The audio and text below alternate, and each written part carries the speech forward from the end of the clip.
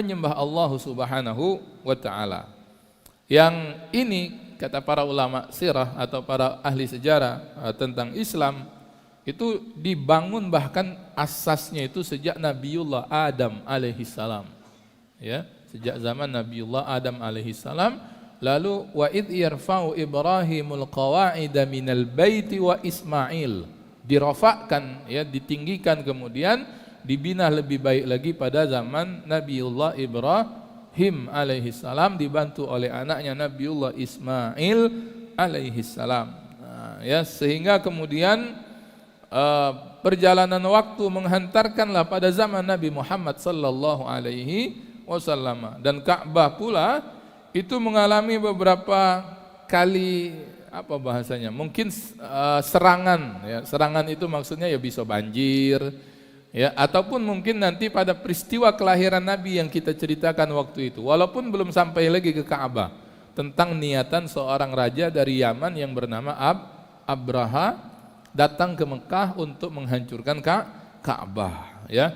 Nah itu tapi tak sampai lagi ke Ka'bah, karena lagi di perbatasan Mekah itulah, nak masuk kota Mekah itulah kemudian kisah yang kita ketahui bahwa Abraha dengan semua bala tentaranya, pasukan bergajah itu kemudian diserang oleh tayran ababil tarmihim bihijaratim min sijil faja'alahum ka'asfim ma'kul. Jadi tak sempat lagi menghancurkan Ka'bah, mereka duluan hancur. Nah, ya, inilah akibat bagi orang-orang yang ingin menghancurkan rumah Allah Subhanahu wa taala. Nah, tetapi banjir, ya, banjir kan dari Allah juga, namanya banjir, hujan, ya, nuzul matar, sehingga kemudian beberapa kali juga Makkah termasuk Ka'bah itu kebanjiran. Ya, walaupun sebetulnya negeri Arab itu jarang hujan, Pak, ya. Dia tak sama dengan kita yang tropis. Agak jarang hujan. Macam Saudi, ya, Mesir, ya, kita tahu betul kalau di Mesir itu hujan itu dalam setahun bisa dihitung jari. Kadang-kadang untuk peralihan musim, dari musim dingin ke musim semi, dari semi ke panas, dari panas ke musim gugur. Nah, biasanya ada pengantar dengan hujan. Bukan hujan lebat juga pecah kita yang subuh ini, rintik-rintik biasa, kadang-kadang begitu, ya. Tapi kadang-kadang ya ada peristiwa yang kemudian kita juga bisa lihat di YouTube mungkin, ya, ada kan Mekah hujan lebat. Nah itu tapi jarang sebetulnya, ya. Bisa lihat orang Arab juga kalau datang ke kita lihat hujan tuh senang nian, ya. Saya awal-awal balik ke Palembang awal-awal 2018 itu mutarjim menerjemahkan syekh-syekh Palestina itu yang galak keliling di Palembang, ya. Ada di antaranya dari KNRP itu, Komite Nasional untuk Rakyat Palestina. Datang syekh-syekhnya itu. Pernah satu ketika pas ke Banyuasin di Pangkalan Balai di SMA, halamannya luas, ya. Lagi ngisi itu hujan lebat. Ya. Kapan sudah ngisi masih hujan. Nak balik itu, nak masuk mobil cepat kita cari payung untuk syekhnya itu. Ya, kita sigat nyarikan dia payung, datang dia ke halaman. Oh, mak ini, ya. Menikmati hujan lebat itu. Oh, iseh ini, ya. Kita tadi nak nyarikan payung agar dia tak kehujanan, dia mandi banyu hujan. Macam budak kecil kalau dia gitu, ya. Nah, mungkin karena dia senang tengok hujan itu. Nah ini jadi sebetulnya begitu di Arab. Tapi ya tadi kejadian kalau kemudian turun hujan dengan sangat lebat, nah itu juga beberapa kali terjadi. Termasuk menenggelamkan Mekah, ya, sebelum bi'tsah, sebelum Rasulullah sallallahu alaihi wasallam diangkat menjadi Rasul. Maka tahun itu juga disebut sebagai Amul Faidan, tahun banjir bandang. Ya, zaman dulu kan orang Quraisy, Makkah itu belum ada sistem penamaan tahun. Tapi nama bulan lah sudah ada. Urutan Muharram, Safar, Ar-Rabiul Awal, Ar-Rabiul Akhir sudah dikenal. Tapi nama tahunnya itu tak ada. Paham ini maksudnya, ya? Nama bulannya ada, giliran bulan-bulan tuh bertemu lagi bulan ini. Tapi nyebut tahunnya tak ada. Ustaz kalau begitu yang 1444 itu kapan ada? Itu dipopulerkan oleh Sayyidina Umar ibnul Khattab radhiyallahu anhu ketika dia jadi khalifah. Ngambilnya pada tahun di mana Rasulullah hijrah. Apalagi sebelumnya tak ada. Karena itu orang Arab mengingat peristiwa yang istimewa di tahun itu, maka tahun itulah dinamakan dengan peristiwa itu. Contoh misalnya yang tadi penyerangan Abraha dengan bala tentaranya untuk menghancurkan Ka'bah, maka tahun itu disebut apa? Amul Fil. Tahun, fil gajah, tahun gajah. Itu juga di mana tahun yang bulannya Ar-Rabiul Awal adalah kelahiran Nabi sallallahu alaihi wasallam. Makanya kita belajar sejarah Nabi itu kan, kapan Nabi lahir? 12 Rabiul Awal, tahun gajah. Kan? Nah, kata-kata berapa hijriahnya? Karena belum dikenal, ya. Nah, ada juga Amul Faidan, tahun banjir bandang. Ngapa disebut? Karena tahun itu ada peristiwa banjir bandang, termasuk yang menenggelamkan Ka'bah ini. Ya, sehingga kemudian bangunan Ka'bah itu semakin rapuh. Ya, namanya bangunan kena banjir, ya. Banjir yang panjang dan lama. Nah, itu sehingga kemudian pada akhirnya memaksa orang-orang Quraisy, ya, itu merenovasi, membangun kembali, menerima yang rusak-rusak untuk menjaga kehormatan tempat yang istimewa ini, kesucian bangunan tersebut. Nah, mereka tahu ini peninggalan yang istimewa. Mereka tahu betul bahwa kakek nenek moyang mereka itu sampai kepada Nabiullah Ibrahim yang menaikkan bangunan Ka'bah tersebut. Nah, Rasulullah sebelum bi'tsah itu artinya sebelum diangkat jadi Rasul, artinya sebelum 40 tahun itu, ya. Pernah juga ikut dalam peristiwa merenovasi Ka'bah itu, ya, pemugaran Ka'bah kembali itu. Jadi beliau aktif, ya, macam uang merenovasi, Pak. Ada yang ngangkat batu bata, ya, misalnya. Mungkin adalah yang ngaduk semen, misalnya begitu, ya. Ada yang bawa pasir dan sebagainya. Nah, waktu itu disebutkan dalam riwayat yang dipilih, umur beliau sekitar 35 tahunan. Nah, ini peristiwa yang direkam dalam sejarah itu, diantaranya rentang waktu antara 25 sampai 40. 25 itu apa yang kemarin kita pisahkan, usia Nabi menikah, itu diantaranya peristiwa beliau membantu renovasi Ka'bah. Sebab tak banyak kisah diceritakan itu, ya. Kadang-kadang juga mikir, Nabi itu dari umur 25 sampai 40, 25 nikah, 40 jadi Nabi, ngapoi bae. Itu kan. Ya, tapi besar kemungkinan Nabi melanjutkan apa yang sudah diusahakan beliau sebelum menikah. Apa itu? Berdagang. Ya. Nabi itu kan pedagang, dan istri yang dinikahinya Khadijah radhiyallahu anha ummul mukminin ini, ya, business woman, ya. Bahkan berapa kali Nabi membawakan barang dagangannya. Ya, ownernya lah. Nabi itu sebagai ininya, pelakunya yang jualkan dan sebagainya. Sehingga besar kemungkinan antara usia 25 sampai 40 itu Nabi itu melakukan perdagangan ini, ya.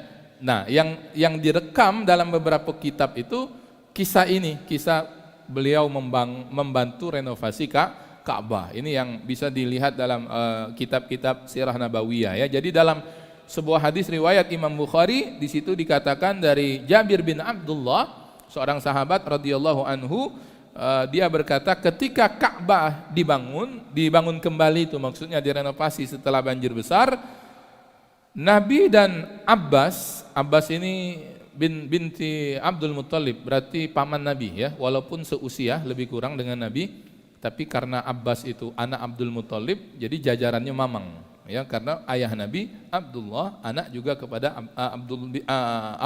Abdul Muttalib. Jadi waktu itu kata Jabir, ketika Ka'bah direnovasi, Nabi itu ngangkat batu dengan pamannya Abbas bin Abdul Muttalib itu, mengusung batu. Lalu Abbas berkata kepada Nabi, singkirkan kainmu itu di atas lutut. Ya, kemudian Nabi ngikatnya. Ya, ada peristiwa yang direkam, artinya begitu, ya. Nah, Nabi ini itu punya pengaruh dalam renovasi Ka'bah itu, dalam menyelesaikan satu kemelut. Jadi ada kemelut pula. Jadi ada satu perselisihan pada waktu renovasi Ka'bah itu. Apa itu? Pada waktu untuk meletakkan kembali posisi Hajar Aswad. Jadi Hajar Aswad, tahu kita Pak, ya? Kalau Hajar Aswad itu tempat starting untuk kita tawaf, ya. Nah, Hajar Aswad. Mungkin di sini ada yang pernah tercium, ya. Mungkin juga ada yang berkali-kali ke situ tak tercium. Tak apa-apa juga sebetulnya, ya. Karena tidak masuk dalam rukun, tidak masuk juga dalam syarat, dalam ibadah di sana, ya. Tapi kalau mampu cium, ya. Nah, waktu banjir bandang itu Ka'bah direnovasi, itu diantaranya yang rusak Hajar Aswad terlepas dari tempatnya itu, dari sudut itu ya. Sehingga yang menyisakan perselisihan adalah ketika akan meletakkan kembali batu yang mulia itu. Siapa yang berhak meletakkan batu itu? Ya. Jadi mereka berselisih dalam pandangan itu. Tiap-tiap kabilah itu merasa berhak. Kami baik dari kami baik. Jadi memang batu itu dimuliakan ya, sepakati. Dan mereka akhirnya sepakat juga, kita tunggu sajalah besok. Ya, kita tunggu besok. Siapa yang pertama kali masuk tempat ini, kawasan Ka'bah itu, dialah yang kita tunjuk untuk meletakkan Hajar Aswad di tempatnya yang semula. Jadi sudah ada tim yang ditunjuk, mungkin begitu ya, untuk melihat besoknya siapa yang paling awal masuk kawasan Ka'bah. Dan ternyata ketika besoknya yang pertama masuk itu qadarullah Nabi Muhammad sallallahu alaihi wasallam. Wah, langsung orang hadzal amin. Ya, pas nian katanya ya. Kita nyari siapa yang paling masuk, dia duluan. Karena Nabi Muhammad itu dikenal orang baik, dihormati. Bahkan gelar itu disematkan kepada beliau, Al-Amin, orang yang bisa dipercaya. Ya, itu gelar Nabi sebelum jadi Nabi. Kalau lah jadi Nabi berubah lagi gelarnya. Apa? As-Sahir, tukang sihir, ya. Al-Majnun, wong gilo, ya. Itu gelar-gelar Nabi. Ya, jadi jauh nian. Tapi kalau yang kedua itu gelar sesudah jadi Nabi itu gelar karena mereka merasa dihinakan karena sesembahan mereka kemudian diminta oleh Nabi untuk ditinggalkan. Yang jujur itu gelar mereka sebelum jadi Nabi. Ya, tidak ada tendensi di situ mereka memberikan gelar Al-Amin kepada Rasulullah sallallahu alaihi wa alihi wasallam. Nah, jadi itu ya jamaah yang dimuliakan Allah Subhanahu wa taala. Jadi mereka sepakat ini, sudah tunjuk Muhammad saja. Belum Nabi waktu itu, kan masih 35 sebelum bi'sa, qabla al-bi'sa. Jadi Nabi kemudian dipinta, Muhammad, kamilah sepakat. Sepakat apa, oi? Nah, kan belum tahu dia. Ya, mentahu mungkin ya ada yang meniatkan, kan itu sepakatan antara mungkin tetua-tetua kabilahnya saja. Suku di sana. Jadi kemudian dipanggil Muhammad, nih diceritakan kita berselisih nih, Hajar Aswad ini siapa yang berhak untuk meletakkan di situ? Ya, masing-masing merasa berhak. Kami sepakat orang yang pertama masuk wilayah Ka'bah ini besok dia yang akan letakkan dan ternyata engkaulah orangnya. Sudah kata Nabi. Tapi di sinilah kemudian ya bertambahnya keluhuran akhlak Nabi itu kelihatan di sini. Dalam bentuk apa? Ketika itu kemudian Nabi bentangkan sorbannya. Kan orang Arab tuh biasa galak pakai ini, Pak. Imamah ya, yang dililitkan di kepala itu. Itu banyak memang fungsinya, Pak ya. Kalau lagi panas jadi macam topi, nah macam beliau ini ya. Kalau lagi dingin yo pacak dibuka jadi selimut. Kalau agak tebal pacak ini kan. Itu. Jadi dibentangkan oleh Nabi SAW jadi macam sorban begitu. Lalu diletakkanlah Hajar Aswad itu, diangkat, diletak di atas sorban. Ya, kira-kira apa yang bakal dibuat oleh Nabi? Apa nak dibungkus bawa balik ke rumah? Tidak, ya. Kan ini nak diletakkan balik ke tempatnya semula itu. Lalu Nabi panggili ketua-ketua kabilah itu, mari sini, ya. Tiap-tiap ketua kabilah melok ngangkat, ya, dari masing-masing ujung sorban itu. Semua orang bersorak ya, merasa kemudian punya andil meletakkan kembali Hajar Aswad ini. Jadi semua yang ketua kabilahnya perwakilan itu ngangkat galau dengan Nabi SAW. Ya, diangkat. Lapara lah di sudut Ka'bahnya itu sudah kan tidak mungkin diletak ke barang-barang ya. Jadi diturunkan, Nabi kemudian dengan tangannya yang mulia mengangkat sendiri batu itu, dipasangkan ya kembali ke Ka'bah. Sehingga semua perwakilan kabilah orang-orang Quraisy itu merasa kemudian senang dengan apa yang dilakukan oleh Nabi sallallahu alaihi wa alihi wasallam. Ini ya. Jadi ini peristiwa yang direkam dalam banyak kitab-kitab sirah nabawiyah dari rentang umur usia beliau 25 sampai usia beliau 40 tahun. Nah, apa ibrahnya? Kan sirah yang kita pelajari ini mengungkap ibrah atau hikmah yang kemudian bisa kita petik sebagai pelajaran. Jadi pertama bahwa urgensi kemuliaan, kesucian Ka'bah itu telah ditetapkan Allah dan ada dalilnya, cukuplah sebagai dalil bahwa orang yang mendirikan, mengasaskan pertama sejak zaman Nabiullah Adam lalu merofakkannya, yaitu Nabiullah Ibrahim, itu adalah orang-orang pilihan kekasih Allah Subhanahu wa taala. orang Quraisy itu memang klannya itu sebetulnya mulia, ya.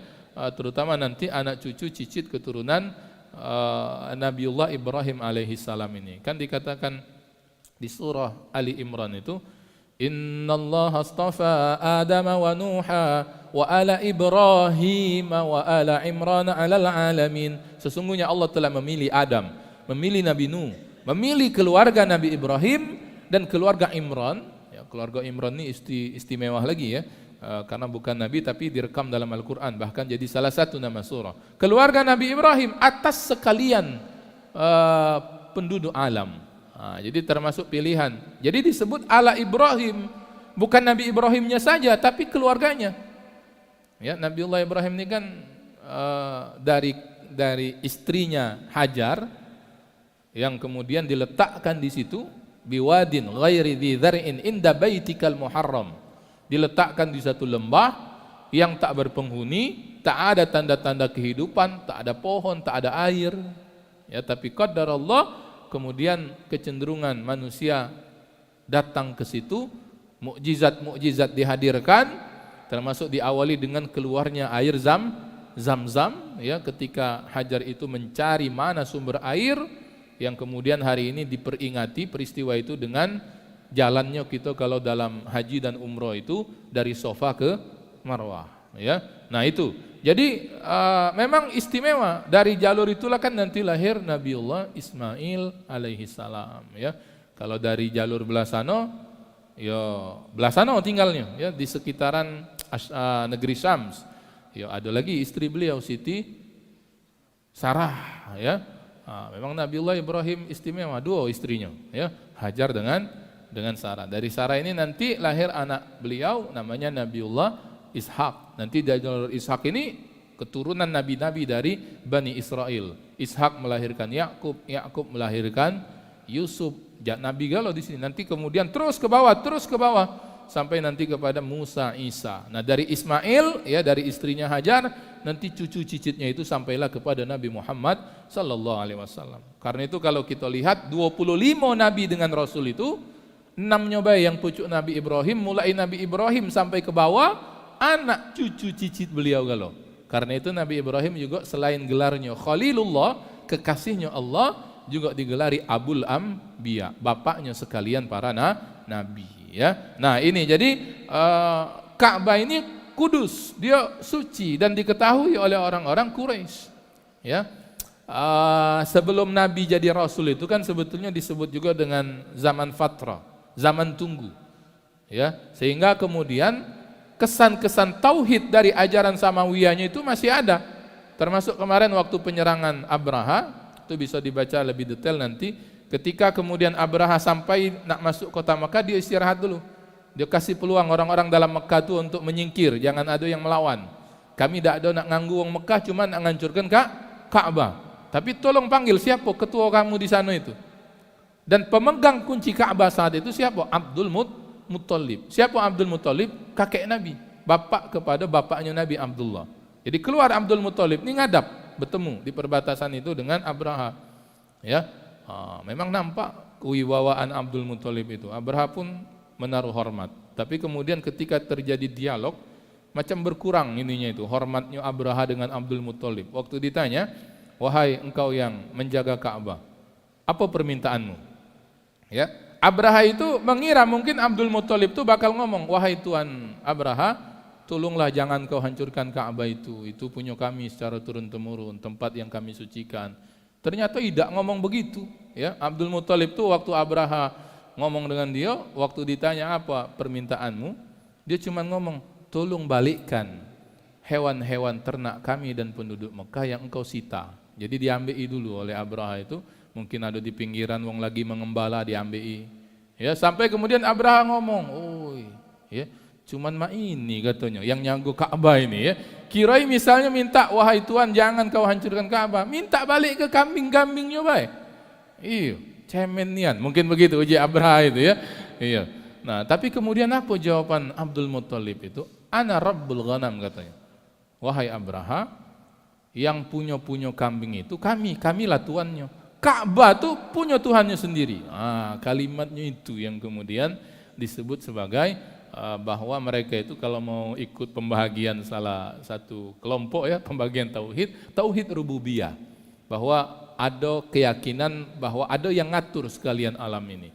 Jadi memang ada kesan itu. Jadi memang mulia keturunan ini ya, dari lahir ini keturunan yang mulia sampailah kepada Nabi Muhammad sallallahu alaihi wasallam. Nah, ya jadi dan kita tahu Ka'bah itu walaupun ketika zaman Nabi akan diangkat jadi rasul itu dipenuhi oleh patung-patung ya, berhala-berhala, sesembahan-sesembahan, tapi mereka taruh hormat dengan Ka'bah. Sudah jadi orang untuk datang ke sana. Itu kan niat Abraham menghancurkan Ka'bah itu apa? Motifnya karena dia lihat banyak orang dari ramai penjuru tempat itu datang ke sana untuk sekedar mengunjungi Ka'bah. Jadi tempat wisata juga. Kan dia pengen hancurkan Ka'bah, dia nak membuat replikanya, bahkan dalam sebuah kaul yang lain dikatakan lah ada replikanya yang dibuat oleh Abraha ini di Yaman. Lah sudah dibuat tapi yang tidak datang-datang juga. Namanya tidak katik sejarahnya kan. Wah ya dibuat baik. Kita baca juga nak buat Ka'bah, ada Ka'bah. Dia serama haji. Katik wong yang nak haji ke situ ya. Misalnya yang lain haji ke ini di bulan Zulhijjah, yang tidak terdaftar berangkat haji ke situ. Tidak katik manasik baik ke situ ya. Miriplah itu dengan Ka'bah, miriplah ya. Tidak diunjuk kiswah baik. Besarnya lumayan besar ya kan, beda dengan kalau manasik di masjid pakai tiang-tiang pakai kiswah itu agak mirip ya. Nah, tapi tidak. Nah, mungkin begitu juga. Jadi Abraha sudah bangun macam Ka'bah juga di Yaman, tapi orang tak datang juga. Nah, sudah berarti yang sumbernya ini harus dihancurkan dulu. Nah, itu ya. Jadi memang dari dulu sudah diketahui kemuliaan daripada Ka'bah Baitullahil Haram ini ya. Nah, ini yang kemudian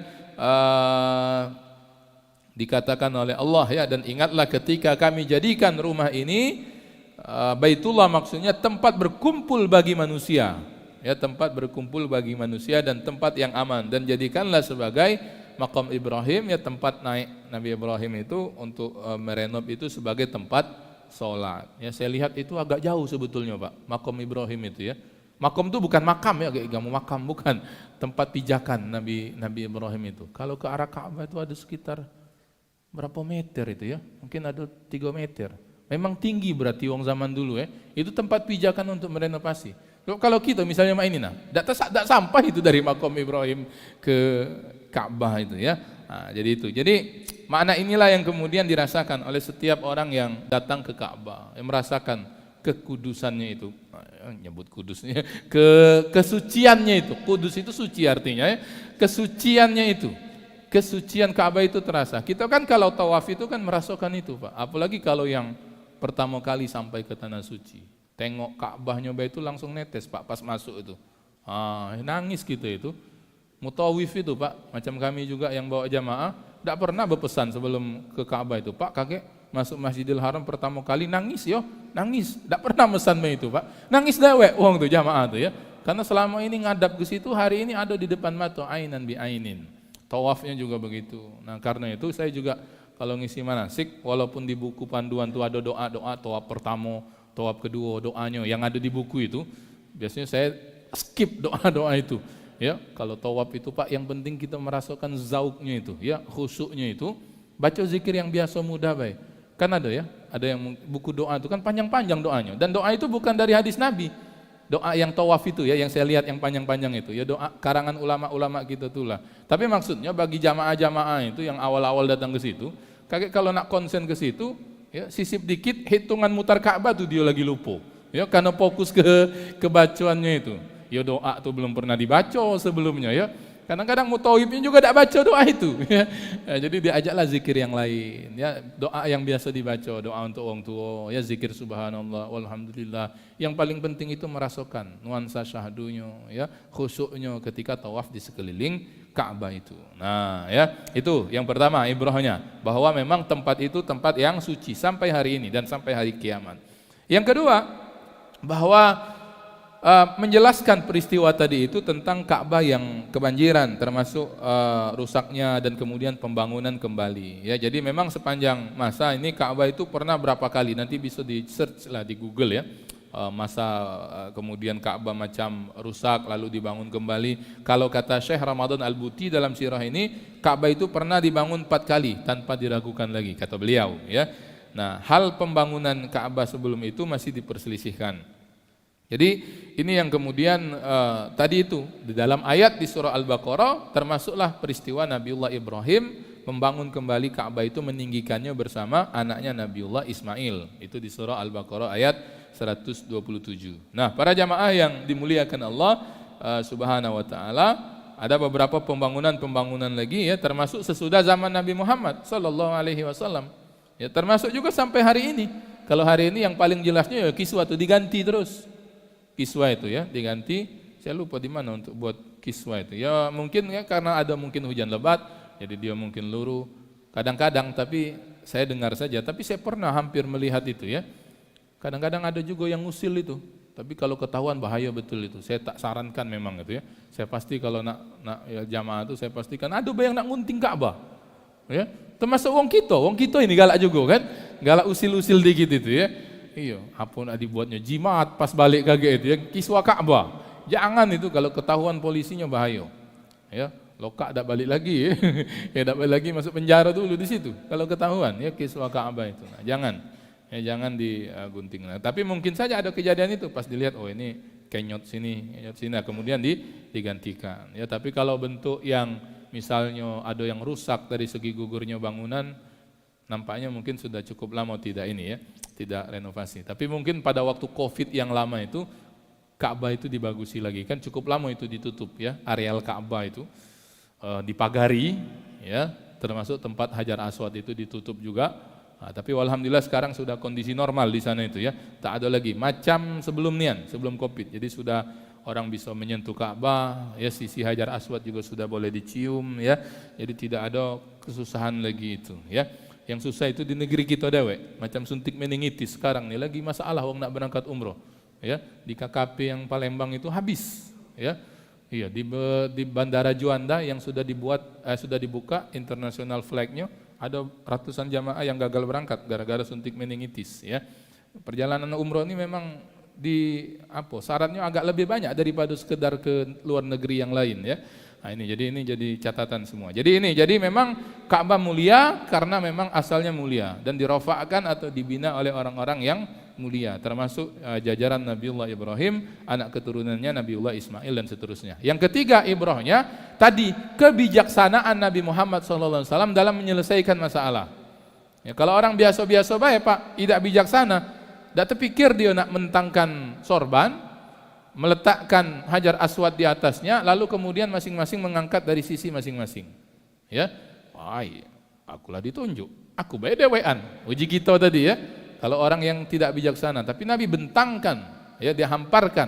Beliau punya sorban, diletakkan Hajar Aswad sehingga setiap perwakilan kabilah dipinta untuk ngangkat, paslah dekat Nabi sendiri kemudian baru meletakkannya di tempatnya yang semula. Sehingga semua orang hari itu yang sebelumnya ribut senang ya menerima apa yang menjadi keputusan Nabi sallallahu alaihi wasallam.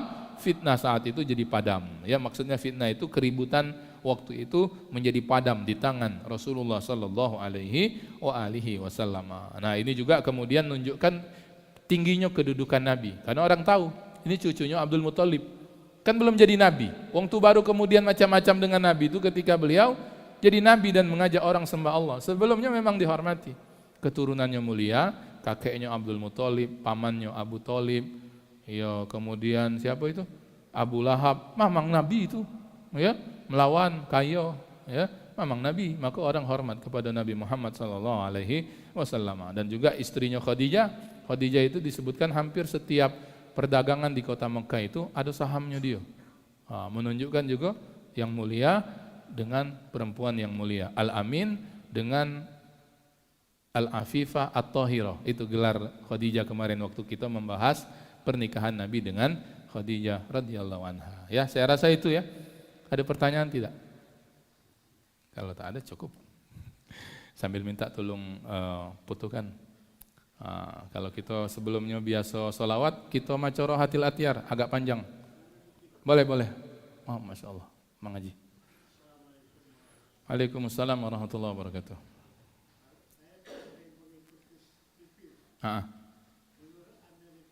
Ya. Wow. Wis. Tempat tinggal yang baru. Ngindari kiamat. Oh iya. Hebatnya Pak. Iya. Iya.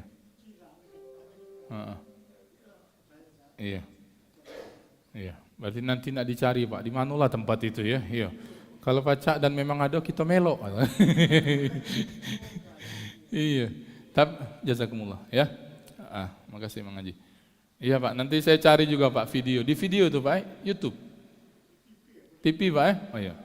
Ya, kalau di TV itu biasanya kaget masuk ke YouTube Pak, ke berita. Iya. Kaget kita cari itu Pak di YouTube. Boleh. Iya. Baik. Iya, yang jelas begini Pak, kalau keyakinan kita sebagai orang beriman, kalau sudah kiamat tak ada lagi tempat untuk kemudian ini, untuk besingitan, hancur galau. Mungkin kalau dalam Ustaz Zulkifli galak buat nyampaikan itu ya, mungkin maksudnya, tapi itu kan versi mereka, menghindari kiamat nian. Kalau kata Ustaz Zulkifli Muhammad Ali itu membuat satu tempat untuk menghindari fitnah Dajjal. Kalau salah buat komplek beliau di sana itu ya, di Medan. Ya, katanya bakal selamat dari Dajjal apa mana? Saya tak terlalu ini ya. Nah, tapi itu ya bukan menghindari kiamatnya, menghindari fitnah Dajjalnya ya. Baik, nanti silakan dikoreksi lagi. Sudah ini ya, sudah suruk. Tapi kita biasa sholawatan dulu ya. Nah, kita baca Rohatil Atyar hurus hari ini kalau ini nanti bisa dengar-dengar ya. Rohatil Atyar tashdu fi layalil maulidi wa barikun nuri yabdu mimma ani ahmadi wa barikun nuri yabdu mimma ani ahmadi fi layalil maulidi. Abdullah nama ayahnya, Aminah ibundanya, Abdul Muttalib kakeknya, Abu Talib pamannya, Khadijah istri setia, Fatimah putri tercinta, semua bernasab mulia dari Quraisy ternama. Inilah kisah sang Rasul yang penuh suka duka, yang penuh suka duka. 2 bulan di kandungan wafat ayahandanya. Tahun gajah dilahirkan yatim dengan kakeknya. Sesuai adat yang ada disusui Halimah. 6 tahun usianya wafat ibu tercinta. Inilah kisah sang Rasul yang penuh suka duka, yang penuh suka duka. 8 tahun usia kakek meninggalkannya. Abu Talib pun menjaga, paman paling membela. Saat kecil pengembala, dagang saat remaja. Umur 25 memperistri Khadijah. Inilah kisah sang Rasul yang penuh suka duka, yang penuh suka duka. Di umur ke-30 mempersatukan bangsa. Saat peletakan batu Hajar Aswad mulia, genap 40 tahun mendapatkan isyarat, ia pun menjadi rasul akhir para anbiya. Inilah kisah sang rasul yang penuh suka duka. Inilah kisah sang rasul yang penuh suka duka, yang penuh suka duka. Allahumma salli wa sallim wa barik alaihi wa ala alihi. اللهم ارزقنا فهم النبيين وحفظ المرسلين وإلهام الملائكة المقربين. اللهم فقهنا في الدين وعلمنا التأويل يا رب العالمين. واشفع لنا يا الله بشفاعة الحبيب مصطفى صلى الله عليه وسلم يوم نلقاك فيك. وصلى الله على نبينا محمد وعلى آله وصحبه أجمعين. وسبحانك اللهم وبحمدك نشهد أن لا إله إلا أنت نستغفرك اللهم ونتوب إليك. والحمد لله رب العالمين. Wassalamualaikum warahmatullahi wabarakatuh.